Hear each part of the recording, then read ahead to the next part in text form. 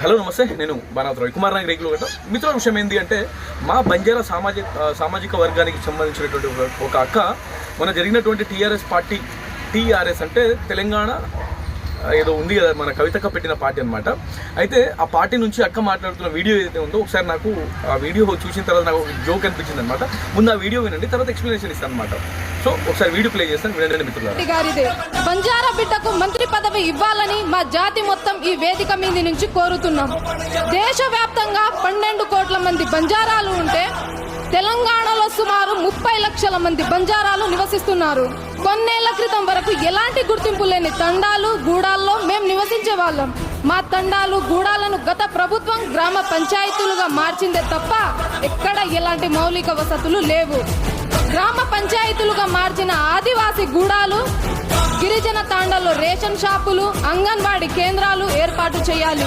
So విన్నారు కదా మిత్రులారా. అయితే అక్క అంటుంది ఏంటంటే, ఉమ్మడి ఆంధ్రప్రదేశ్ ని మొదలుకొని అంటే జనాభా తమాషా ప్రకారం గతంలో కాంగ్రెస్ పార్టీ అయితే జనాభా లెక్కలు చేపట్టిందో దాంట్లో 30 లక్షల మంది మాత్రమే బంజారాలు ఉన్నట్టు బంజారా ఏదైతే లెక్కల్ని తక్కువ చేసి చూపించారనమాట తెలంగాణ సమాజానికి. వాస్తవంగా చెప్పాలంటే తెలంగాణ రాష్ట్రంలో బంజారా కమ్యూనిటీకి సంబంధించిన వ్యక్తులు అంటే ప్రజలు దాదాపుగా 50 నుంచి అధికారికంగా 50 నుంచి 60 లక్షలు ఉంటారు. ఇంకా అనధికారికంగా కొంతమంది ఆధార్ కార్డులు చిన్న పిల్లలు కలుపుకుంటే దాదాపు 70 లక్షల మంది పైనే ఉంటారు అనమాట తెలంగాణ రాష్ట్రంలో బంజారా కమ్యూనిటీ వాళ్ళు. అయితే మిత్రుల విషయం ఏంటి అంటే, వాస్తవంగా చెప్పాలంటే అక్క చెప్పినట్టు ఉమ్మడి ఆంధ్రప్రదేశ్లో మొదలుకొని ఇప్పటి వరకు తెలంగాణ రాష్ట్రంలో ఏదైతే మంత్రివర్గంలో ఖచ్చితంగా ఒక క్యాబినెట్లో బంజారాలకు సంబంధించి ఒక మంత్రి ఖచ్చితంగా ఇవ్వాల్సిందే అనమాట, ఇచ్చారు. కానీ తెలంగాణ రాష్ట్రంలో ప్రస్తుత కాంగ్రెస్ పార్టీ సర్కార్లో రేవంత్ రెడ్డి గారి ముఖ్యమంత్రి అధ్యక్షతన ఇప్పటి వరకు కూడా బంజారా సామాజిక వర్గానికి మంత్రి పదవి రాలేదు.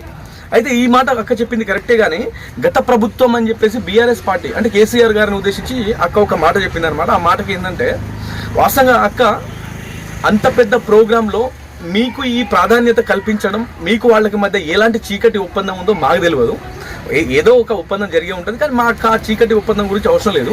కానీ ఒక్క మాట నేను క్లియర్గా తెలంగాణ రాష్ట్ర ప్రజలకి, అలాగే ఈ వీడియో వింటున్న మీకు, అండ్ ఒకవేళ ఈ వీడియో నీ దాకా వస్తే ఒకసారి తెలుసుకోక విషయం ఏంది అంటే, అనుష అక్క, మేబీ మీరు సింగర్ అనుకుంటా. అయితే అనుష అక్క, నేను ఒక క్లారిటీ చెప్తాను, మా బాణోతేరు చూడచ్చు, నేను ఒక క్లారిటీ చెప్తా వినండి. అయితే తెలంగాణ రాష్ట్రంలో గత ప్రభుత్వము తాండాలను గ్రామ పంచాయతీలు చేసింది, కానీ ఎలాంటి మౌలిక వసతులు చేయలేదు అని చెప్పి అన్నారు. కానీ ఒకటి గుర్తుపెట్టుకోవాల్సిన విషయం ఏంటంటే, గత ప్రభుత్వం అంటే బీఆర్ఎస్ పార్టీ అధికారంలో ఉన్నప్పుడు తెలంగాణ రాష్ట్రంలో తాండాలను గ్రామ పంచాయతీలుగా చేయడమే కాదు, విషయం ఏందో గ్రౌండ్ లెవెల్ వెళ్ళి తెలుసుకో. కేసీఆర్ గారు అధికారంలో ఉన్నప్పుడు, బీఆర్ఎస్ పార్టీ ఏదైతే అధికారంలో తెలంగాణ రాష్ట్రంలో ఉన్నప్పుడు తెలంగాణ రాష్ట్రంలోని గిరిజన తాండాలు ఏ విధంగా అభివృద్ధి చెందినాయో మీరు గ్రౌండ్లోకి వెళ్ళి చూడండి. మీరేదో స్క్రిప్ట్ రాసిరని చెప్పి స్క్రిప్ట్లో చదువుకుంటే ఎట్లక్క, ఎవరు మాట్లాడరన్నా, లేకపోతే దీని మీద ఎవరు కామెంట్ చేయరన్నా?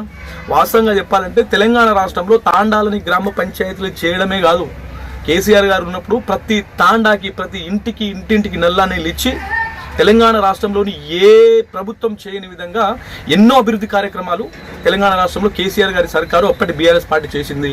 ఇప్పుడు వచ్చినటువంటి కాంగ్రెస్ పార్టీ, వాస్తవంగా చెప్పాలంటే మన తాండాల ఆడపడుచులు ప్రసూతి చేయడానికి ఎన్నో ఇబ్బందులు పడుతుండే. ఒకనొకప్పుడు బీటీ రోడ్లు లేక అసలు ఎక్కడైనా హాస్పిటల్కి వెళ్ళాలంటే 2-3 గంటలు నొప్పులతో వెళ్ళే పరిస్థితి ఉండే ఒకప్పుడు.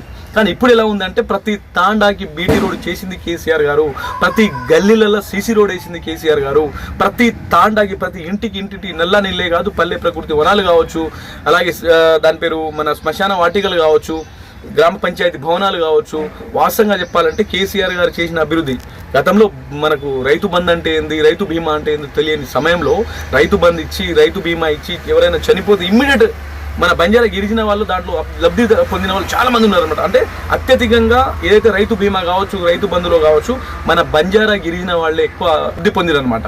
దాంతోపాటు మీరు చెప్పింది ఇంకో విషయం ఏంటి అంటే, పోడు భూముల సమస్య ఇప్పటి నుంచి కాదు, గతంలో కాంగ్రెస్ పార్టీ వచ్చినప్పటి నుంచి ఇప్పటి వరకు పోడు భూముల సమస్య గిరిజనల తాండాలో ఇంకా అది అవ్వలేదు. దయచేసి దాని మీద మీరు ఫైట్ చేయండి, తప్పులేదు. మీ టీఆర్ఎస్ పార్టీ అని చెప్పేసి మన కల్వకుంట్ల కవితక్క గారు ఒక పార్టీ పెట్టింది. వాస్తవంగా చెప్పాలంటే మేము కవితక్క గారిని ఎట్లా చూస్తామంటే, బీఆర్ఎస్ పార్టీ కార్యకర్తగా జగనన్న వదిలిన బాణాన్ని అని చెప్పి డైలాగ్ వేసుకొని రాజకీయంలో వచ్చినట్టు షర్మిలక్క ఇప్పుడు ఎట్టు కాకుండా అయిపోయింది. సో రాబోయే రోజుల్లో కవితక్క పరిస్థితి కూడా అట్లనే అవుతుంది తెలంగాణ రాష్ట్రంలో. సో కాబట్టి అక్క విషయం ఏంటో తెలుసుకో.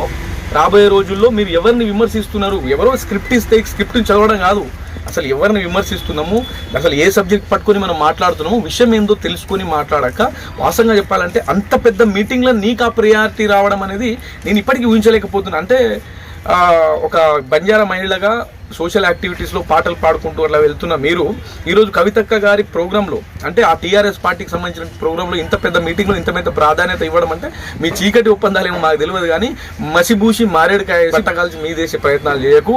గతంలో టీఆర్ఎస్ పార్టీ, ఇప్పుడు మీరు అనుకుంటూ టీఆర్ఎస్ పార్టీలో ఏదైతే మన బీఆర్ఎస్ పార్టీ కార్యకర్తలందరూ టీఆర్ఎస్ పార్టీకి వస్తుంది, అట్లా వచ్చే ఛాన్సే లేదు. షర్మిలక్క పరిస్థితి తెలంగాణ రాష్ట్రంలో కల్వకుంట్ల కవితక్క పరిస్థితి ఒకటే అవుతుంది. రాబోయే రోజుల్లో మీరు చూస్తూనే ఉండండి. సో జై తెలంగాణ, జై కేసీఆర్, జై బీఆర్ఎస్. థ్యాంక్ యూ మిత్రులు, థ్యాంక్ యూ సో మచ్.